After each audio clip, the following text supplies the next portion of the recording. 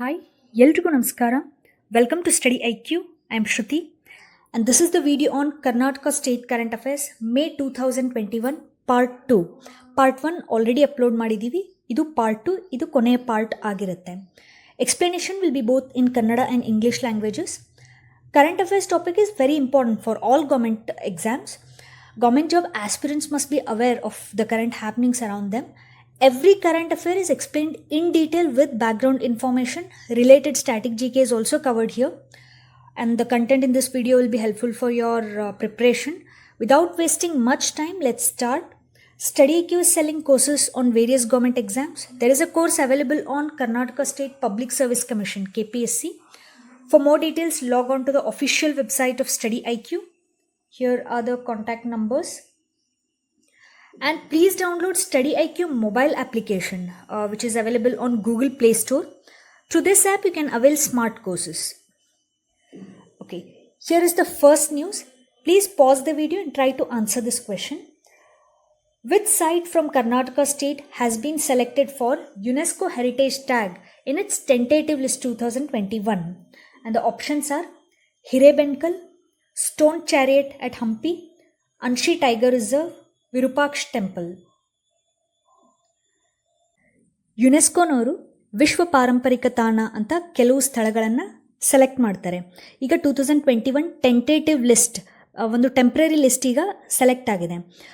ಭಾರತದ ಕೆಲವು ಸ್ಥಳಗಳು ಈ ಟೆಂಟೇಟಿವ್ ಲಿಸ್ಟಲ್ಲಿ ಇವೆ. ಆ ಕೆಲವು ಸ್ಥಳಗಳ ಪೈಕಿ ಕರ್ನಾಟಕ ರಾಜ್ಯದ ಒಂದು ಸ್ಥಳ ಸಹ ಈಗ ಟೆಂಟೇಟಿವ್ ಲಿಸ್ಟ್ಗೆ ಸೆಲೆಕ್ಟ್ ಆಗಿರೋದು. ಆ ಸ್ಥಳ ಯಾವುದು ಅಂತ ಪ್ರಶ್ನೆ. ನೋಡಿ, ಇದು ಟೆಂಟೇಟಿವ್ ಲಿಸ್ಟ್. ಓಕೆ, ಇನ್ನೂ ಆ ವಿಶ್ವ ಪಾರಂಪರಿಕ ತಾಣ ಅನ್ನುವಂಥ ಟ್ಯಾಗ್ ಈ ಸ್ಥಳಗಳಿಗೆ ಇನ್ನೂ ಸಿಕ್ಕಿಲ್ಲ. ಇದು ಟೆಂಪ್ರರಿ ಲಿಸ್ಟ್ ಇವಾಗ ಅವ್ರು ಮಾಡಿರೋದು. ಅದರಲ್ಲಿ ಕರ್ನಾಟಕ ರಾಜ್ಯದ ಒಂದು ಜಾಗ ಸಹ ಸೆಲೆಕ್ಟ್ ಆಗಿದೆ ಟೆಂಟೇಟಿವ್ ಲಿಸ್ಟ್ನಲ್ಲಿ. ಇನ್ನೂ ಫೈನಲೈಸ್ ಆಗೋದು ಬಾಕಿ ಇದೆ. ಕರ್ನಾಟಕ ರಾಜ್ಯದ ಸ್ಥಳ ಯಾವುದದು? Options: Hirebenakal, stone chariot Hampi, ಕಲ್ಲಿನ ರಥ ಇದೆ ಹಂಪಿಯಲ್ಲಿ ಅದು, ಅನ್ಶಿ ಟೈಗರ್ ರಿಸರ್ವ್ ಮತ್ತು ವಿರೂಪಾಕ್ಷ ದೇವಸ್ಥಾನ. ಈ 4 ಆಪ್ಷನ್ಗಳ ಪೈಕಿ right answer option A, Hirebenkal. ಇಲ್ಲಿ ನಾವು ಇಮೇಜ್ ನೋಡ್ತಾ ಇದ್ದೀವಿ. Hirebenkal is in Koppal district of Karnataka state. And here is that news. Megalithic site from Karnataka among 6 finalists for UNESCO heritage tag from India. ಭಾರತದ 6 ಸ್ಥಳಗಳು ಈಗ ಸೆಲೆಕ್ಟ್ ಆಗಿರೋದು ಟೆಂಟೇಟಿವ್ ಲಿಸ್ಟಲ್ಲಿ. ಆ 6 ಸ್ಥಳಗಳು ಯಾವುದು ಅಂತ ಮುಂದೆ ತಿಳ್ಕೊಳ್ಳೋಣ. ಅದರಲ್ಲಿ ಒಂದು ಸ್ಥಳ ಕರ್ನಾಟಕ ರಾಜ್ಯದ ಹಿರೇಬೆನ್ಕಲ್ ಇರೋದು Koppal district. Hirebenakal has been recognised as an UNESCO world heritage site tentative list on 19th May 2021. ತಾತ್ಕಾಲಿಕ ಪಟ್ಟಿಯಲ್ಲಿ ಇದರ ಹೆಸರಿದೆ ಈಗ. What is the meaning of megalithic? What is the meaning of this word megalithic? Lithic is a Greek word which means rock. Megalithic ಅಂದರೆ ದೊಡ್ಡ ಕಲ್ಲು ಅಂತ meaning ಆಗುತ್ತೆ. ಗ್ರೀಕ್ ಪದ ಇದು. Megalithic is a large prehistoric stone, ಪೂರ್ವ ಐತಿಹಾಸಿಕ ಕಲ್ಲು. This has been use to construct a structure or monument either alone or together with other structures. You can observe these images. Hirebenakal is a megalithic site in Karnataka state. This is in Koppal district, 35 kilometers from Hospet city. This is very near to Gangavati town, just 10 kilometers to the west. Why this site is in tentative list now? This Hirebenkal is among a few Indian megalithic sites dated around 800 BCE to 200 BCE. Please remember this year, 800 BCE to 200 BCE. Hirebenkal is among few Indian megalithic sites dated 800 BCE to 200 BCE. And it contains roughly 400 megalithic funerary monuments. 400 funerary monuments ಅಂದರೆ ಅಂತ್ಯ ಸಂಸ್ಕಾರದ ಸ್ಮಾರಕಗಳಿವೆ 400. These funerary monuments dated to the transition period between neolithic and the iron age periods. ನವಶಿಲಾಯುಗ ಮತ್ತು ಕಬ್ಬಿಣ ಯುಗದ ಅವಧಿಗಳ ನಡುವಿನ ಪರಿವರ್ತನೆಯ ಅವಧಿಯಲ್ಲಿ ಸೇರಿದಂಥ ಅಂತ್ಯ ಸಂಸ್ಕಾರದ ಸ್ಮಾರಕಗಳಿವು ಅಂತ ಇತಿಹಾಸಕಾರರು ಹೇಳ್ತಾರೆ. And this place is locally known as Eluguddekal. ಕನ್ನಡದಲ್ಲಿ ಏಳುಗುಡ್ಡೆಕಲ್ ಅಂತಾರೆ. Since 1955, it has been under the management of Archaeological Survey of India within Dharwad Circle. Now it has been shifted to Hampi Circle. Megalithic ಅನ್ನೋದು ಪೂರ್ವ ಐತಿಹಾಸಿಕ ಕಲ್ಲು. ಇದು ಒಂಟಿಯಾಗಿ ಅಥವಾ ಇತರ ಕಲ್ಲುಗಳೊಂದಿಗೆ ಸ್ಮಾರಕವನ್ನು ನಿರ್ಮಿಸೋಕೆ ಬಳಸಿದ್ದಾರೆ. ಹಿರೇಬೆನ್ಕಲ್ ಕ್ರಿಸ್ತಪೂರ್ವ 800ರಿಂದ ಕ್ರಿಸ್ತಪೂರ್ವ 200 ಆ ಒಂದು ಅವಧಿಗೆ ಸೇರಿದಂಥ ಕಲ್ಲುಗಳಿವು. ಕೆಲವು ಭಾರತೀಯ ಮೆಗಾಲಿಥಿಕ್ ತಾಣಗಳಲ್ಲಿ ಹಿರೇಬೆನ್ಕಲ್ ಸಹ ಒಂದು. ಕೊಪ್ಪಳ ಜಿಲ್ಲೆ ಗಂಗಾವತಿ ಪಟ್ಟಣದ ತುಂಬ ಹತ್ತಿರ ಇದೆ. ಗಂಗಾವತಿ ಪಟ್ಟಣದಿಂದ 10 ಕಿಲೋಮೀಟರ್ ಆಗುತ್ತೆ. ಹೊಸಪೇಟ್ ನಗರದಿಂದ 35 ಕಿಲೋಮೀಟರ್ ದೂರದಲ್ಲಿದೆ ಈ ಹಿರೇಬೆನ್ಕಲ್. 400 ಮೆಗಾಲಿಥಿಕ್ ಅಂತ್ಯ ಸಂಸ್ಕಾರದ ಸ್ಮಾರಕಗಳು ಈ ಜಾಗದಲ್ಲಿ ಇರೋದು. ಇದು ನವಶಿಲಾಯುಗದ ಮತ್ತು ಕಬ್ಬಿಣ ಯುಗದ ಅವಧಿಗಳ ನಡುವಿನ ಪರಿವರ್ತನೆಯ ಅವಧಿಗೆ ಸೇರಿದಂಥ ಸ್ಮಾರಕಗಳಿವು.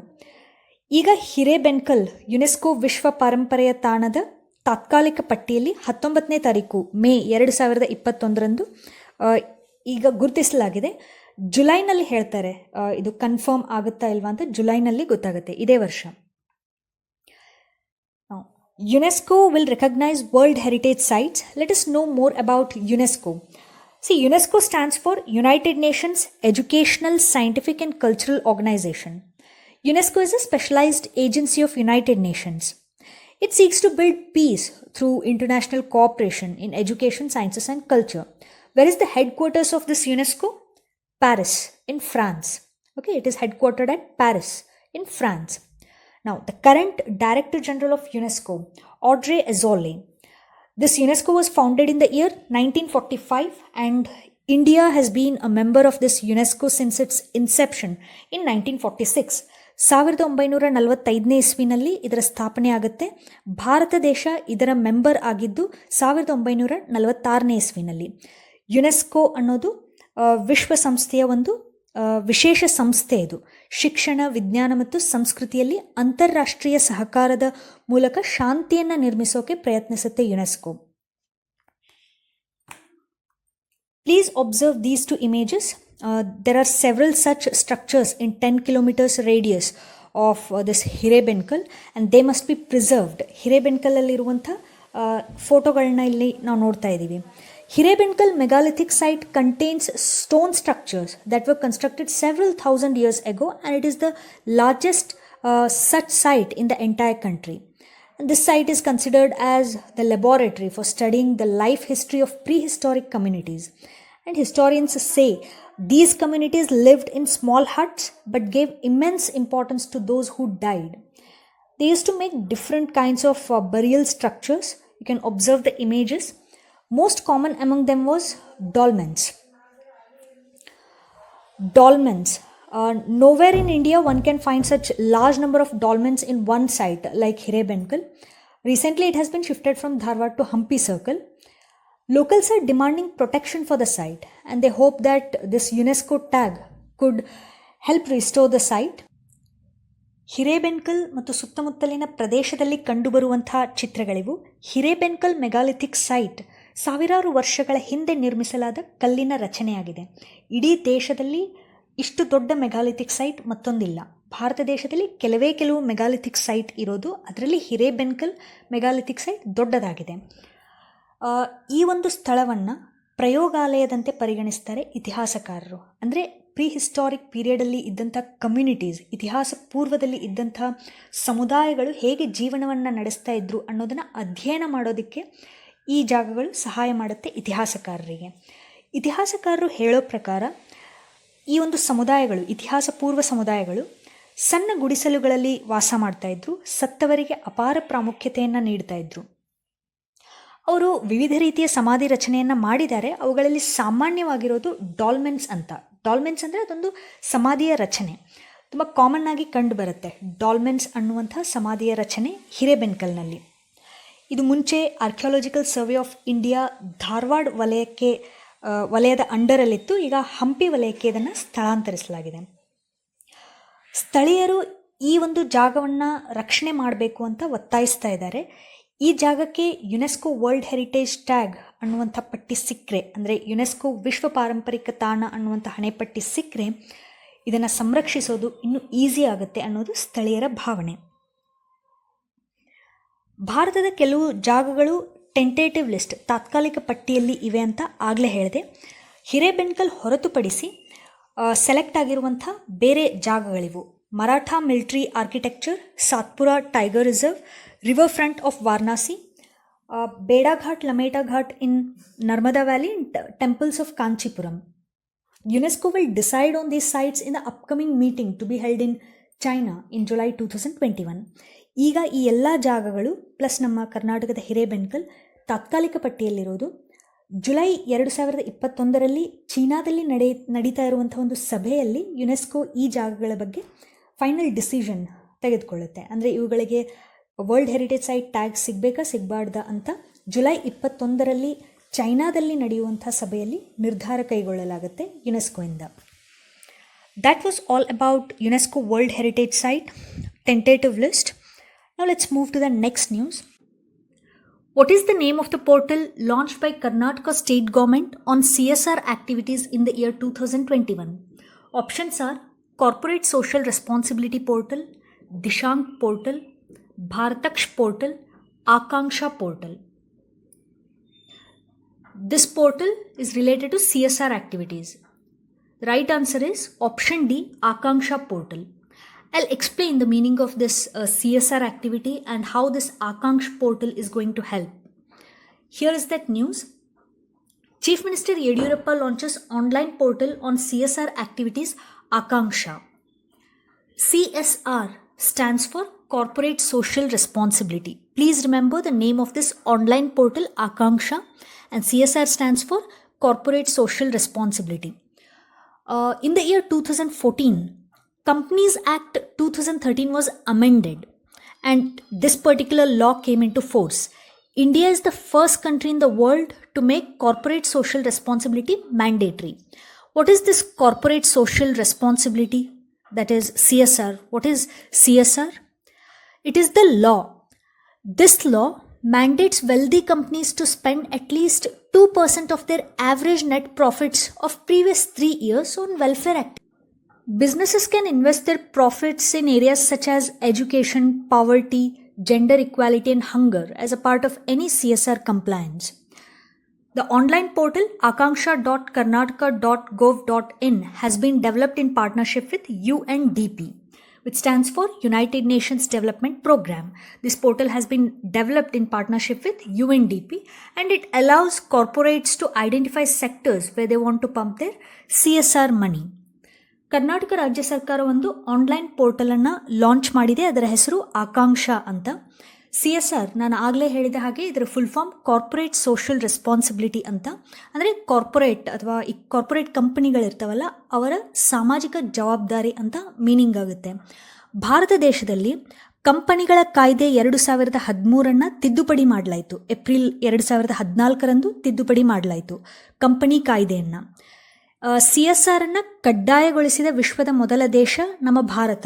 ಈ ಒಂದು ತಿದ್ದುಪಡಿ ಆದ ನಂತರ CSR ಅನ್ನು ಕಡ್ಡಾಯಗೊಳಿಸಿದ ವಿಶ್ವದ ಮೊದಲ ದೇಶ ಭಾರತ. ಹಿಂದಿನ 3 ವರ್ಷಗಳ ಸರಾಸರಿ ನಿವ್ವಳ ಲಾಭದ ಕನಿಷ್ಠ 2% ಹಣವನ್ನು ವೆಲ್ಫೇರ್ ಆಕ್ಟಿವಿಟೀಸ್ ಕಲ್ಯಾಣ ಚಟುವಟಿಕೆಗಳಿಗೆ ಖರ್ಚು ಮಾಡಲು ಈ ಕಾನೂನು ಶ್ರೀಮಂತ ಕಂಪನಿಗಳಿಗೆ ಆದೇಶಿಸುತ್ತೆ. ಇದು ಕಂಪನಿ ಕಾಯ್ದೆ 2014, ಕಂಪನೀಸ್ ಆಕ್ಟ್ 2013. ಭಾರತ ದೇಶ ಮೊದಲ ದೇಶ, ವಿಶ್ವದಲ್ಲಿಯೇ ಮೊದಲು ಈ ಥರದ ಒಂದು ಕಾನೂನನ್ನು ತಂದಿರೋದು. ಹಿಂದಿನ 3 ವರ್ಷಗಳ ಸರಾಸರಿ ನಿವ್ವಳ ಲಾಭ ಏನಿರುತ್ತೆ, ಅವರ ಆವ್ರೇಜ್ ನೆಟ್ ಪ್ರಾಫಿಟ್, ಅದರ ಅಟ್ಲೀಸ್ಟ್ 2% ಹಣವನ್ನು ಕಲ್ಯಾಣ ಚಟುವಟಿಕೆಗಳಿಗೆ ಅವರು ಖರ್ಚು ಮಾಡಬೇಕು ಶ್ರೀಮಂತ ಕಂಪನಿಗಳು. ಇದನ್ನು ಈ ಕಾನೂನು ತಿಳಿಸುತ್ತೆ. ಕಂಪ್ನೀಸ್ ಆ್ಯಕ್ಟ್ 2014 ಅಮೆಂಡ್ಮೆಂಟ್ ತಿಳಿಸುತ್ತೆ. ಕಂಪನಿಗಳು ತಮ್ಮ ಲಾಭವನ್ನು ಶಿಕ್ಷಣ, ಬಡತನ, ಲಿಂಗ ಸಮಾನತೆ ಮತ್ತು ಹಸಿವು ಈ ತರಹದ ಕ್ಷೇತ್ರಗಳಲ್ಲಿ ಹೂಡಿಕೆ ಮಾಡಬಹುದು. ಇಲ್ಲಿ ನಾವು ಆಕಾಂಕ್ಷ ಪೋರ್ಟಲ್ನ ಸ್ಕ್ರೀನ್ಶಾಟ್ ನೋಡ್ತಾ ಇದ್ದೀವಿ. Here is the screenshot of Akanksha portal. This portal will be transparent bridge between government and donors, that is companies, in taking up CSR projects smoothly. This will ensure CSR money goes to projects that are really in need.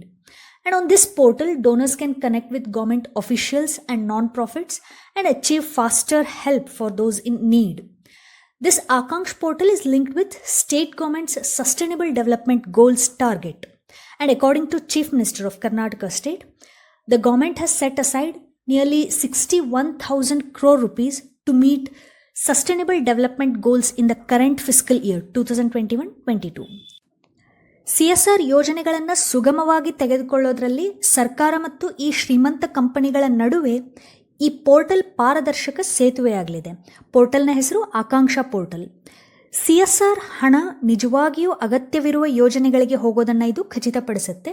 ಈ ಪೋರ್ಟಲ್ನಲ್ಲಿ ಈ ಕಂಪನಿಗಳು ಸರ್ಕಾರಿ ಅಧಿಕಾರಿಗಳೊಂದಿಗೆ ಸಂಪರ್ಕ ಸಾಧಿಸಬಹುದು ಮತ್ತು ಅಗತ್ಯ ಇರುವವರಿಗೆ ವೇಗವಾಗಿ ಸಹಾಯವನ್ನು ಮಾಡಬಹುದು. ಆಕಾಂಕ್ಷ ಪೋರ್ಟಲನ್ನು ರಾಜ್ಯ ಸರ್ಕಾರ ಸುಸ್ಥಿರ ಅಭಿವೃದ್ಧಿ ಗುರಿಗಳು ಅಂದರೆ ಸಸ್ಟೈನಬಲ್ ಡೆವಲಪ್ಮೆಂಟ್ ಗೋಲ್ಸ್ನೊಂದಿಗೆ ಜೋಡಿಸಲಾಗಿದೆ. ಪ್ರಸಕ್ತ 2021-22 ಆರ್ಥಿಕ ವರ್ಷದಲ್ಲಿ SDGಗಳನ್ನು ಪೂರೈಸೋಕೆ ಸರ್ಕಾರ 61,000 ಕೋಟಿ ರೂಪಾಯಿಯನ್ನು ಮೀಸಲಿಟ್ಟಿದೆ. 61,407 crore rupees ಎಕ್ಸಾಕ್ಟ್ ಅಮೌಂಟ್. ಇದನ್ನು ಸುಸ್ಥಿರ ಅಭಿವೃದ್ಧಿ ಗುರಿಗಳನ್ನು ಸಾಧಿಸೋಕೆ ಈ ಒಂದು ಆರ್ಥಿಕ ವರ್ಷದಲ್ಲಿ ಮೀಸಲಿಟ್ಟಂಥ ಹಣ ಇದು 61,407 crore rupees. Here I just try to give an idea about how these companies take up CSR activities. See, corporates have donated in a large way ever since the COVID-19 pandemic broke out last year. Chief Minister's Relief Fund received donations of over 300 crore rupees last year. And this time, during the second COVID-19 wave, government received 175 crore rupees by way of donations. That includes ventilators, oxygen concentrators, even this remdesivir drug, pulse oximeters and so on. ಕಳೆದ ವರ್ಷ COVID-19 ಸಾಂಕ್ರಾಮಿಕ ರೋಗ ಭುಗಿಲೆದ್ದಾಗ ಈ ಕಾರ್ಪೊರೇಟ್ಗಳು ದೊಡ್ಡ ಪ್ರಮಾಣದಲ್ಲಿ ದೇಣಿಗೆಯನ್ನು ನೀಡಿವೆ. ಮುಖ್ಯಮಂತ್ರಿ ಪರಿಹಾರ ನಿಧಿಗೆ ಕಳೆದ ವರ್ಷ 300 ಕೋಟಿ ರೂಪಾಯಿಯಷ್ಟು ಬಂದಿದೆ. ಈ ಬಾರಿ ಎರಡನೇ ಅಲೆಯನ್ನು ಶುರುವಾಯಿತು, COVID-19 ಸೆಕೆಂಡ್ ವೇವ್. ವೆಂಟಿಲೇಟರ್, ಆಮ್ಲಜನಕ ಸಾಂದ್ರಕಗಳು ಅಥವಾ ಆಕ್ಸಿಜನ್ ಕಾನ್ಸಂಟ್ರೇಟರ್ಸ್ ಅಂತಾರೆ, ರೆಮಿಡಿಸ್ವಿಯರ್ ಔಷಧ, ಪಲ್ಸ್ ಆಕ್ಸಿಮೀಟರ್ ಇನ್ನಿತರ ದೇಣಿಗೆಗಳ ಮೂಲಕ ಸರ್ಕಾರಕ್ಕೆ ಹತ್ತತ್ರ 175 ಕೋಟಿ ರೂಪಾಯಿಯಷ್ಟು ಹಣ ಬಂದಿದೆ. Let's move to the next news. Next news is here. Center's Helpline for Elderly receives 475 actionable calls from 5 states since April-May. Ministry of Social Justice has started state-wise call centers in major states under Elderline project. Please remember the name of this project, Elderline project. And Ministry of Social Justice has started state-wise call centers in major states. Which are those 5 major states? This particular project is operational in 5 major states: Uttar Pradesh, Madhya Pradesh, Rajasthan, Tamil Nadu and Karnataka state. 2 South Indian states and 3 North Indian states. And in Telangana, this facility has been working for more than a year.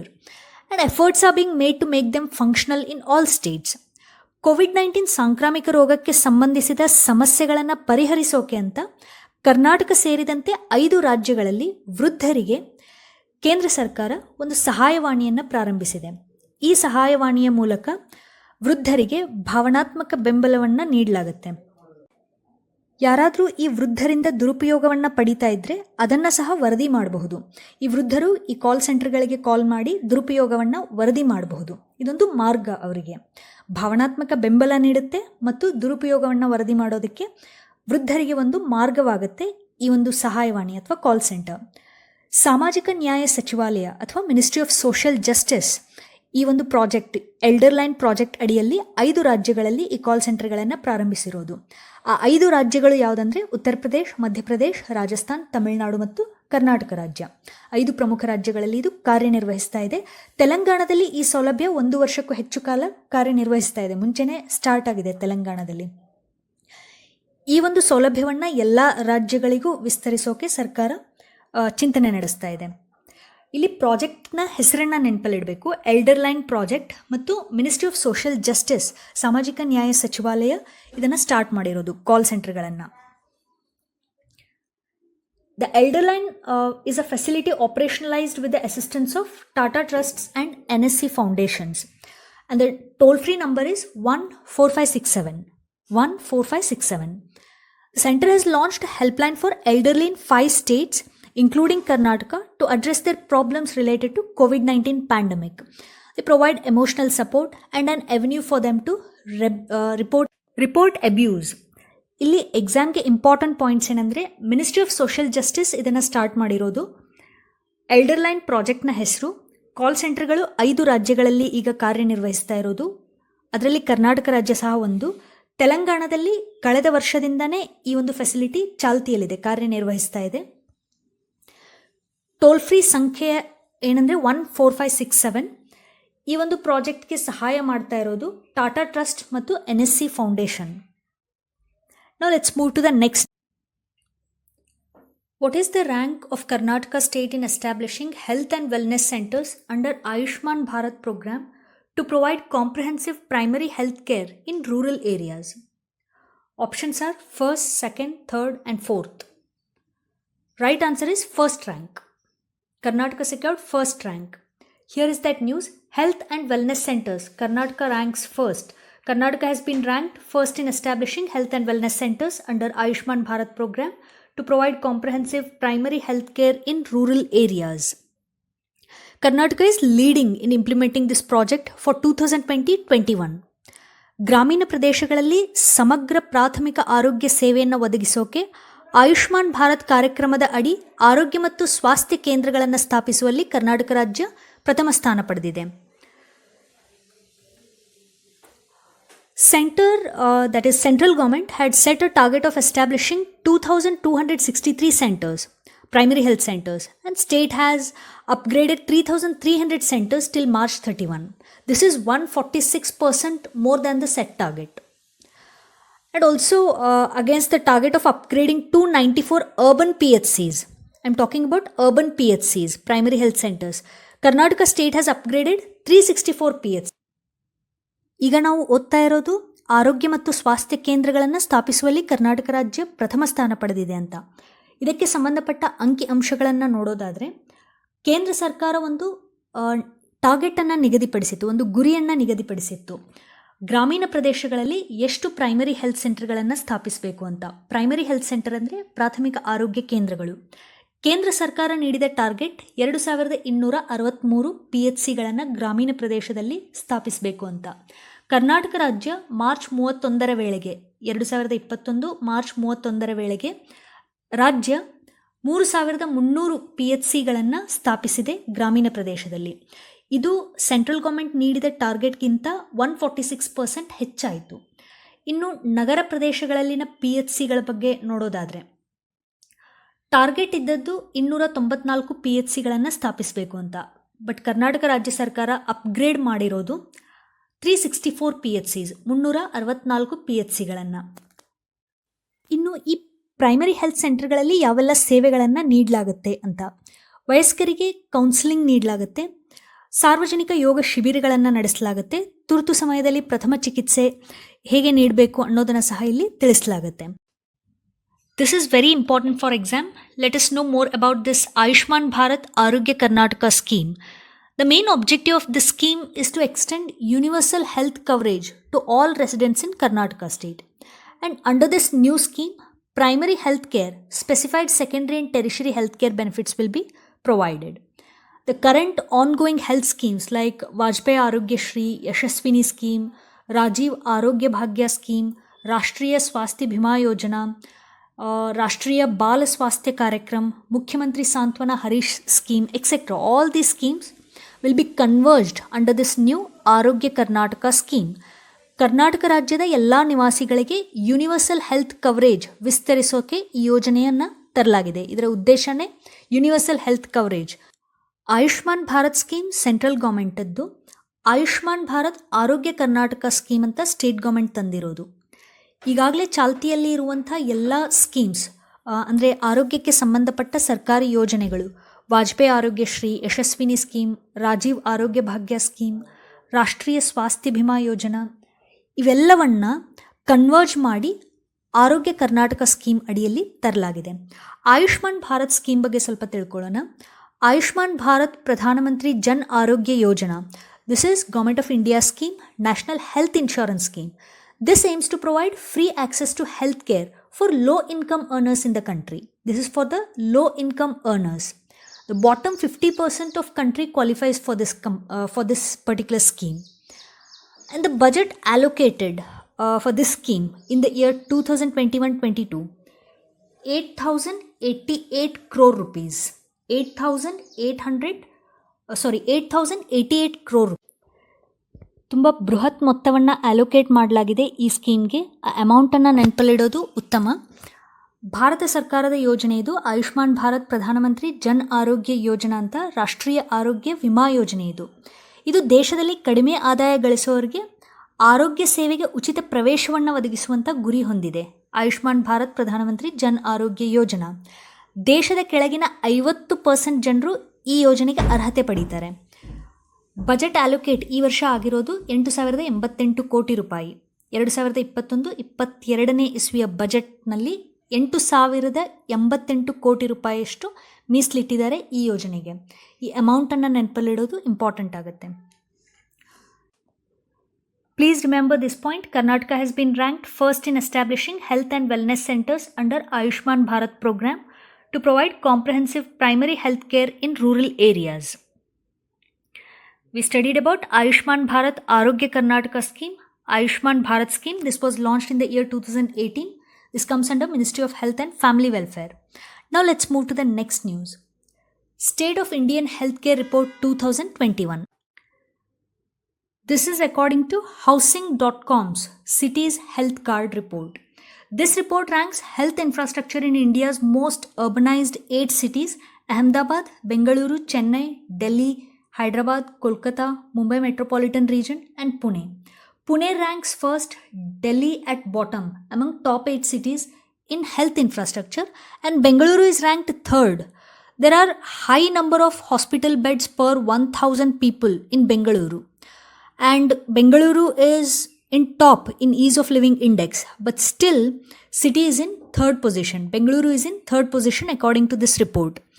Before ranking these urbanized cities, they consider certain parameters like number of hospital beds per 1,000 people, air quality, water quality, sanitation, livability index, and 40% weightage has been given to number of hospital beds. Bengaluru is ranked third despite high number of hospital beds per 1,000 people, and it is top in ease of living index. Cities score on parameters such as air quality, water quality and municipal performance index pull down its ranking. ಬೆಂಗಳೂರಲ್ಲಿ ಪ್ರತಿ 1,000 ಜನರಿಗೆ highest number of hospital beds ಇರೋದು. ಇದಿದ್ರೂ ಸಹ ಬೆಂಗಳೂರು 3ನೇ ಸ್ಥಾನದಲ್ಲಿದೆ, Pune number 1 ಸ್ಥಾನದಲ್ಲಿದೆ, Delhi last ಪೊಸಿಷನಲ್ಲಿರೋದು. ಬೆಂಗಳೂರಲ್ಲಿ highest number of beds, hospital beds ಇದ್ದರೂ third ಪೊಸಿಷನಲ್ಲಿದೆ.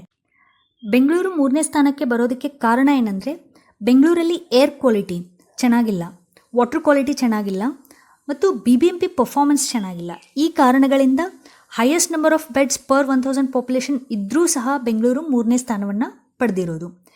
Just for your information, India has lowest number of doctors per 1,000 population. Just 0.86 doctors are there per 1,000 people. While other major economies have 2 to 4 doctors per 1,000 people, India needs to focus on building quality healthcare infrastructure.